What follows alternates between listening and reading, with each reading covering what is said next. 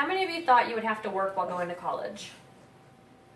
Now, how many of you thought that you'd have to go back to school while working? Like many of you, I didn't expect to be working and going to school simultaneously. Throughout my college experience, I have dealt with both circumstances. According to the National Center for Educational Statistics, 45% of traditional students who were enrolled full-time were also going to school and working. And 80% of traditional students who were enrolled part-time worked while enrolled. Working college students face many challenges that you will see here. According to the American Association of University Professionals, it shows this chart here, which is the percentage of 16 to 24-year-old college students who were enrolled full-time and employed between 1970 and 2005.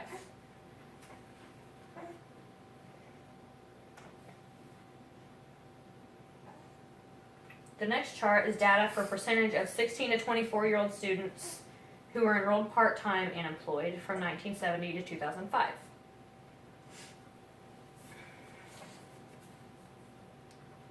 Working college students face personal challenges.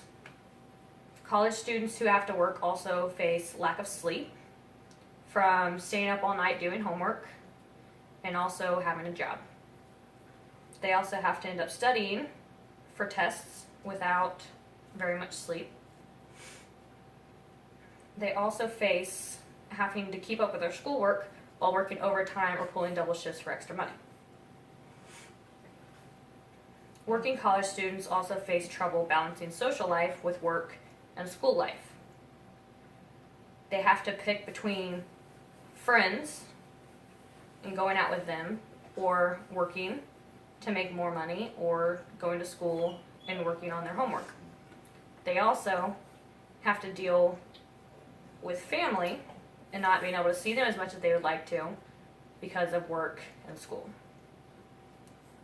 Fun isn't usually something that happens very often either, as you have to decide between working more hours for more money or going to school and doing your homework. Working college students don't get to experience any spontaneity. They can't just go out on coffee or lunch dates with their friends because they're staying up all night doing homework or studying for tests. They can't go on random road trips with their friends because for the same reasons. They also can't go on vacations with their friends or family because they're pulling more shifts or having to study and can't go during the day whenever college students who don't have jobs are going. They also face a lot of stress. Between balancing life, having no downtime, and facing critical deadlines, according to Bridget Mitchell from the Odyssey, they are more likely to be stressed out than a student who is not working. Working college students have to work on their priorities. They have to prioritize studying instead of going out with friends. They have to prioritize if they want to be catching up with friends, or if they want to be working on tests or homework, or if they want to be getting more hours at work. They also have to prioritize working on tasks, either work or school related, with little to no sleep. According to the Anxiety and Depression Association of America, stress for college students can have a lot of mental health issues. College students who work full-time or part-time jobs end up being stretched too thin. Because of this, they can't balance the school life with their social life, and they end up with mental health problems, such as anxiety, depression, and sleep disorders. Anxiety is one of the top disorders that college students who have to work full-time and part-time jobs face.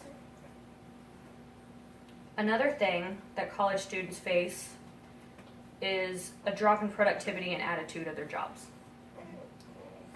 When your productivity drops, you get in trouble at work, and you also end up with a bad attitude because of it, which can also cause problems. You also face being absent from either your job or from school more often. And sometimes you can face tardiness if you're trying to stay up late, working on your homework or studying for a last-minute test before you go into class. Besides work, college students end up with schoolwork that also suffers. They end up being tired throughout the day from staying up late working on their homework. Sometimes they end up with missing assignments. According to Bright Hub, they can also have more absences than a college student who doesn't have a job, and they also worry about failing their classes. However, it is possible for college students to have a job and go to school. One of the ways you can do that is by working at school. Because of this, it provides you with extra money, and you can have a job that allows you to also work on your schoolwork. Some colleges will let you do work-study programs if your financial aid allows. You can get part-time jobs on campus, such as working in offices or financial aid offices.